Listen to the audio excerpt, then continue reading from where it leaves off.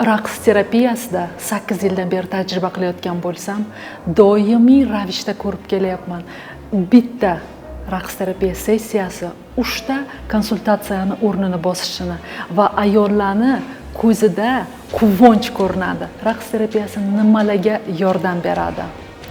Sizda agar tanangizda yoshlikdagi travmalar bo'lsa va ular bilan qanchalik siz ong ostingiz bilan ishlang chiqib ketmayotgan bo'lsa, raqs terapiyasida bir martada chiqib ketadi.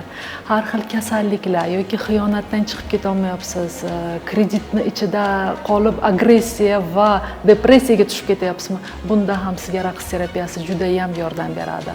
Raqs terapiyasi sizdagi imminni ayollik energiyasini ochib berishda va jozibadorlikni yanada ko'tarib berishga yordam beradi.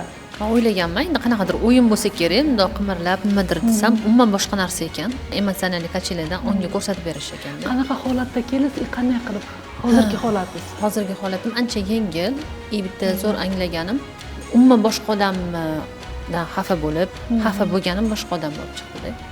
Qachondan beri bu yukni ko'tarib turganimni qo'yib yuborganman derkanman, aslida hali ham qo'yib yubormaganim uchundir. Raqs terapiyasi haqida ma'lumotga ega bo'lmoqchi bo'lsangiz, Directga murojaat qiling.